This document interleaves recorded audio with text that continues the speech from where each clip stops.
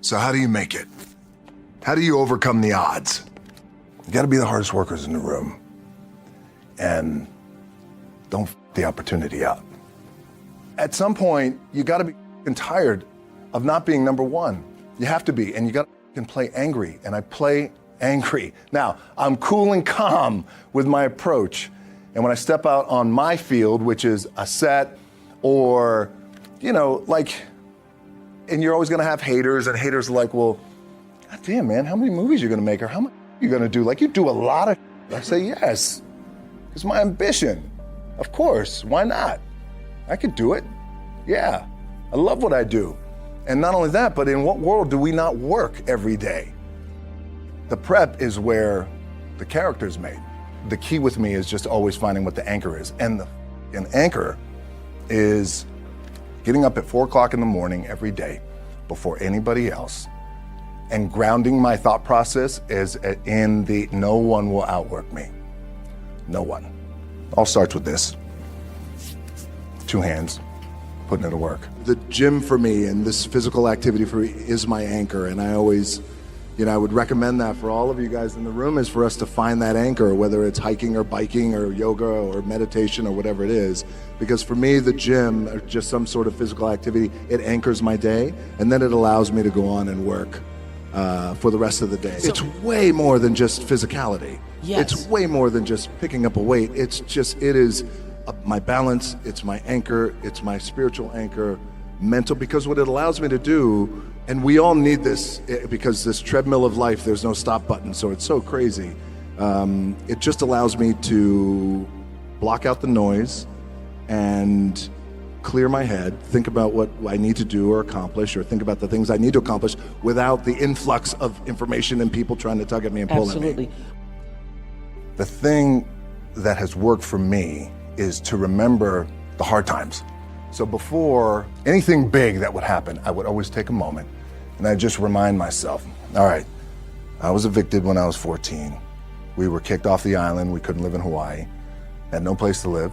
A lot of shit happened. Then when I moved to Nashville, I was arrested multiple times by the time I was 16 years old. I gotta remember that if I were playing on this team.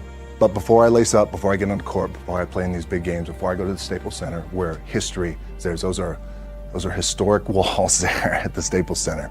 I would remember that, and it allows me then to be present in the moment and understand, holy shit, the stuff I have around me right now, this is shit that I dreamed of when I was a kid. I had a piss poor senior year, 0 production, no NFL, no combine invite, nothing. Finally went to the CFL.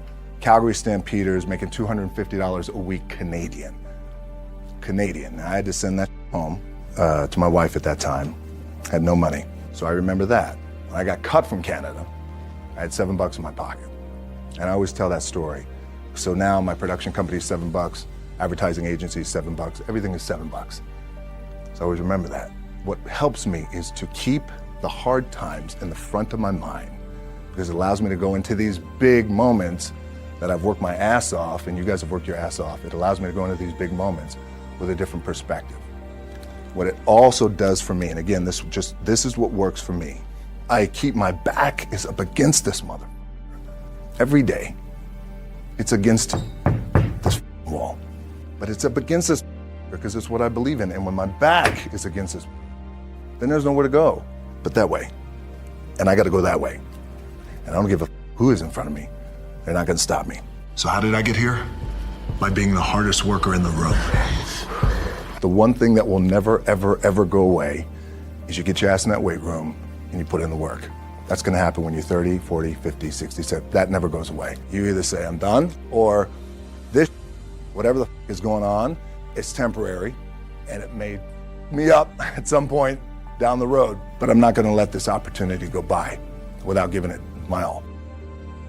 My dad, in his pickup truck, came down 4 o'clock in the morning, picked me up in Miami from Tampa. We lived in a little apartment in Tampa. He drove down in his little pickup truck to Miami to get me when I was cut from the CFL.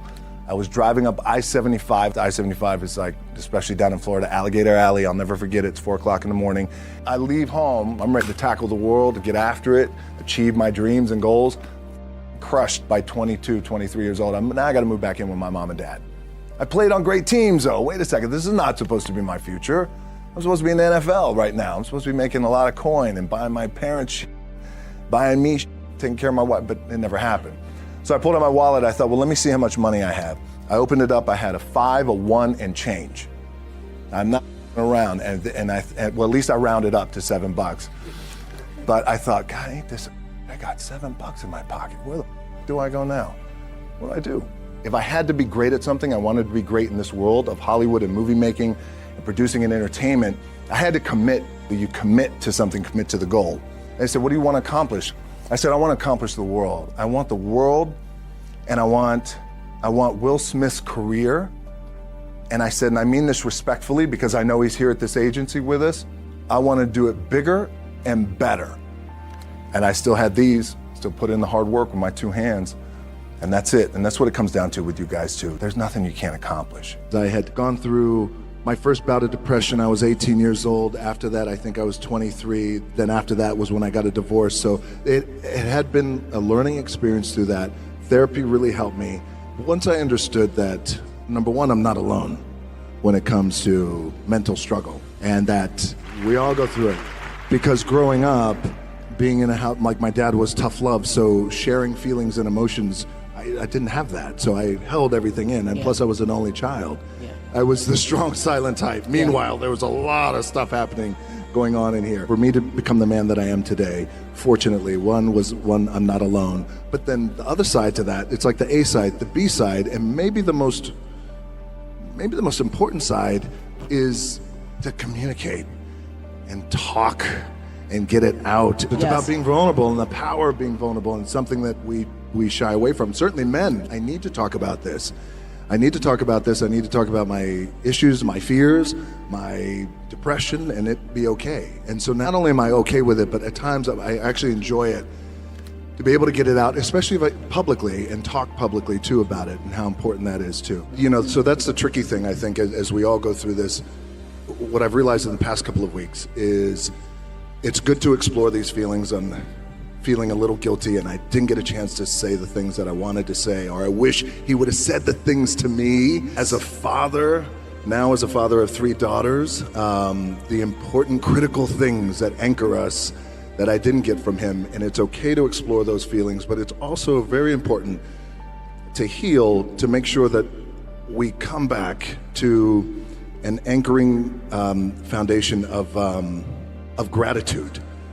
Gratitude for what I was able to have with him. But I would say my work ethic from my dad always said too, that regardless of what you do in life and where you go, respect is going to be given when it's earned, and you have to go out and earn it every single day. The importance and the power of finding your identity and being true to who you are. Even in that wild world of pro wrestling, it still applies to everyone in the room, and how powerful that could be, because it was a true shift and click moment, and I never looked back, and I became, fortunately, the biggest draw that the business has ever seen. Really listen, become a really good listener, and it took me a long time to understand that and how important that was, because when you become a good listener and you're really listening to your partner in this relationship of love and spirit, as you talk about, then inherently you become more empathetic, and when you become more empathetic, then you just understand your wife and your partner on a deeper level, on a greater level. And then there's a greater level of appreciation too as well. And when I talk about these little things and really truly being in the moment and being present, and how important that is. And so even more present, because the other stuff I feel, the fame and the accolades and all that stuff is awesome, but that comes and goes. This kind of connection, this and what I have with my family and my daughters and people, that means everything. I still see every opportunity that I have as like a little crack in the wall, a little scratch. And it's almost as if every opportunity the scratch represents every opportunity. Therefore, the success on the other side of the scratch is the light. Scratching hard, clawing, digging, it's that mentality to really take advantage of every opportunity I have.